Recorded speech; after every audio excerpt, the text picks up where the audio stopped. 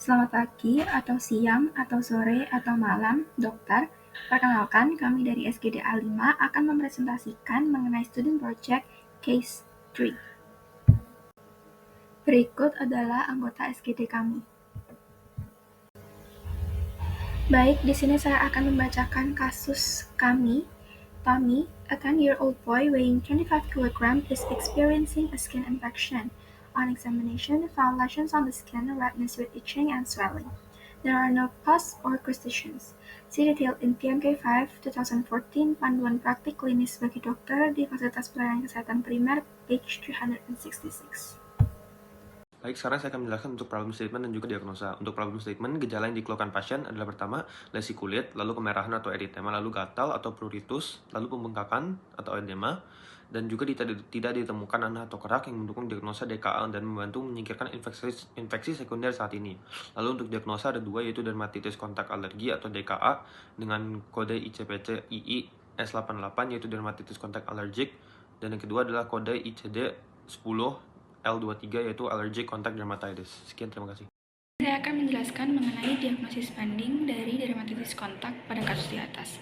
Diagnosis bandingnya adalah dermatitis kontak iritan dengan perbedaan utama yang disebabkan oleh kerusakan langsung pada kulit oleh iritan dan bukan reaksi imunologis. Kemudian untuk gejalanya adalah kemerahan, rasa terbakar, dan nyeri yang lebih menonjol daripada gatal dan bisa langsung muncul segera setelah kontak. Jadi kesimpulannya adalah berdasarkan gambaran klinis, Tony kemungkinan menderita infeksi kulit non-supuratif yang disebabkan oleh reaksi alergi, serta tidak ditemukan tanda-tanda masalah psikologis atau sosial maupun efek samping obat dalam kasus ini. Terapi. Tujuan terapi untuk meringankan gejala serta mencegah penggunaan obat yang tidak perlu. Yang pertama, meredakan gejala lokal, kemerahan, gatal, dan bengkak. Yang kedua, mencegah perburukan infeksi kulit jika ada. Selanjutnya, menghindari antibiotik dan profilaksis yang tidak sesuai dengan indikasi, mencegah resistensi antibiotik dan efek samping yang tidak perlu, mengutamakan terapi topikal dan pemantauan klinis. Selanjutnya, saya akan membandingkan beberapa obat yang menjadi pilihan dari penyakit dermatitis kontak alergik untuk mengetahui bagaimana suitability dari masing-masing obat tersebut. Untuk obat yang pertama, ada krim urea 10%. Krim ini bekerja dengan cara melembabkan dan mengurangi kekeringan.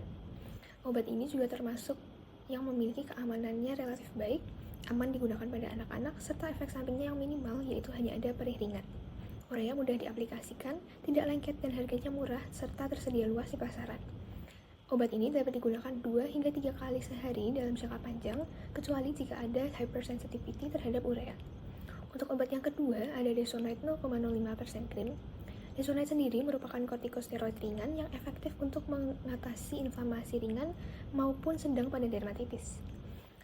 Desonide ini aman untuk digunakan dalam jangka pendek, sekitar 1 hingga 2 minggu, namun ada risiko atrofi kulit yang akan terjadi bila digunakannya secara terus-menerus atau overuse. Obat ini juga mudah diaplikasikan, namun harganya sedikit lebih mahal dibandingkan dengan krim urea. Selanjutnya ada fluocinolone 0,025% krim.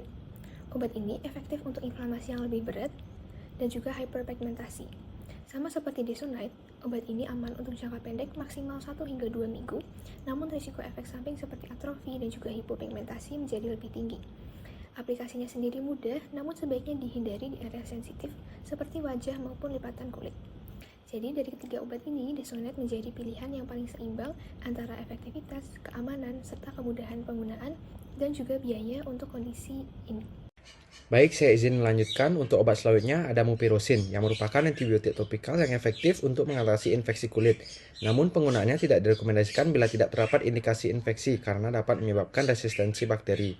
Untuk selanjutnya, untuk penanganan dermatitis kontak, hidroksin sebagai antihistamin generasi pertama dapat digunakan karena memiliki efek sedatif yang membantu mengurangi rasa gatal terutama pada malam hari. Meski demikian, efek sedatifnya dapat mengganggu aktivitas siang hari dan tidak disarankan untuk digunakan pada lanjut usia. Dosis yang umum digunakan adalah 2 kali sehari. Sementara itu, loratadin sebagai antihistamin non-sedatif generasi kedua efektif untuk mengatasi dermatitis kontak.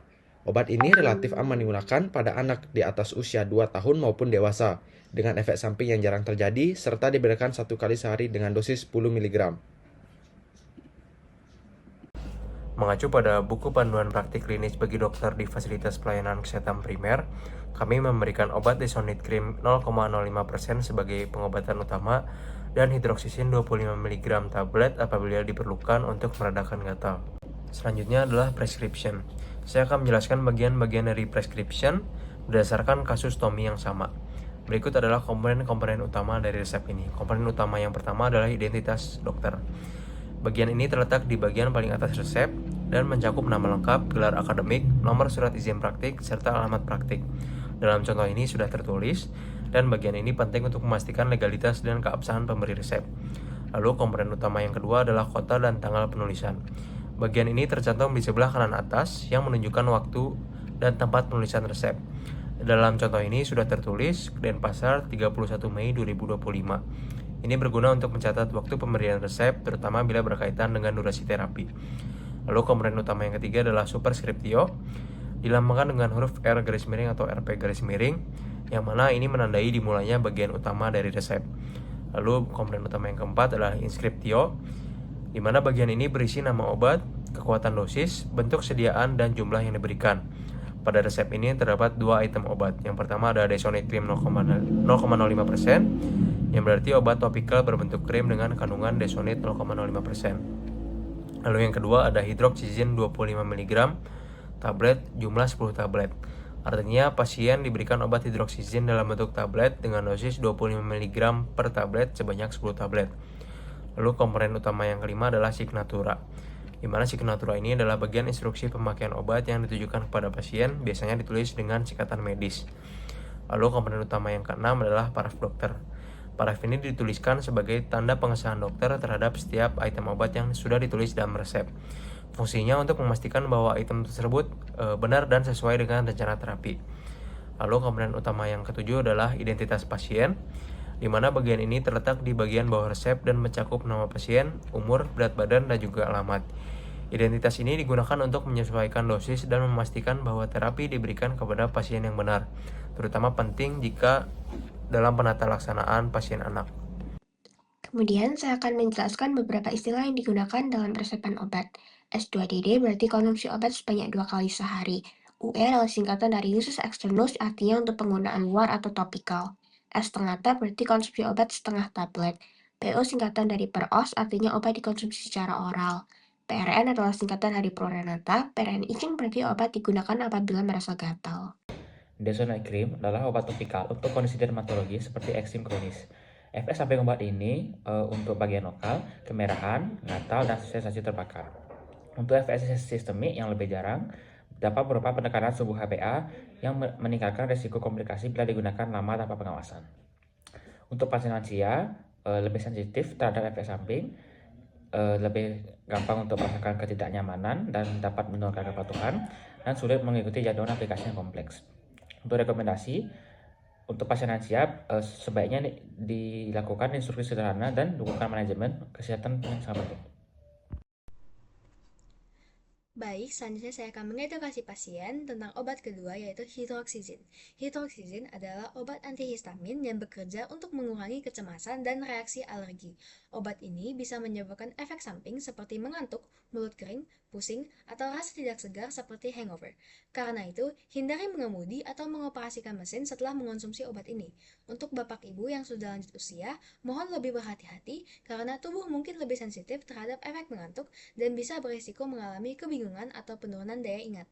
Minumlah obat ini sesuai dosis yang diberikan dokter dan jangan menghentikan obat tanpa berkonsultasi, terutama jika belum terasa manfaatnya.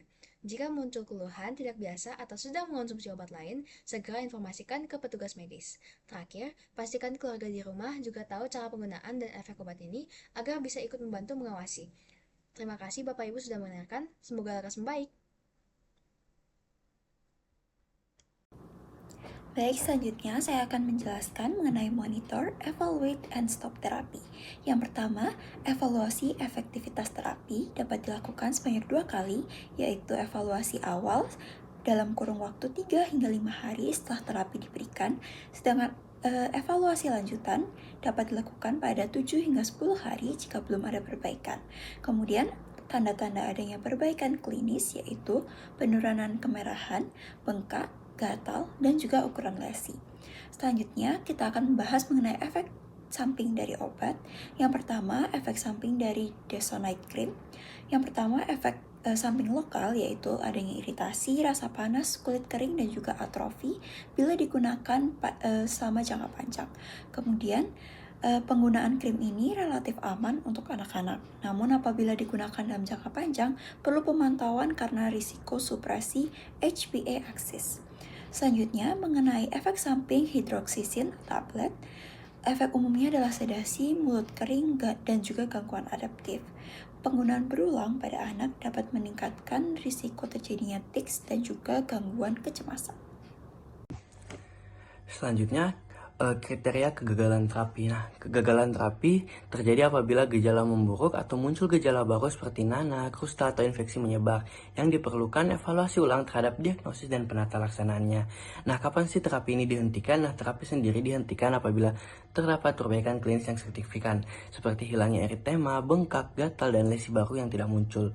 Penting juga untuk melakukan evaluasi berkala untuk mencegah over medikasi, mengidentifikasi kemungkinan alergen berulang.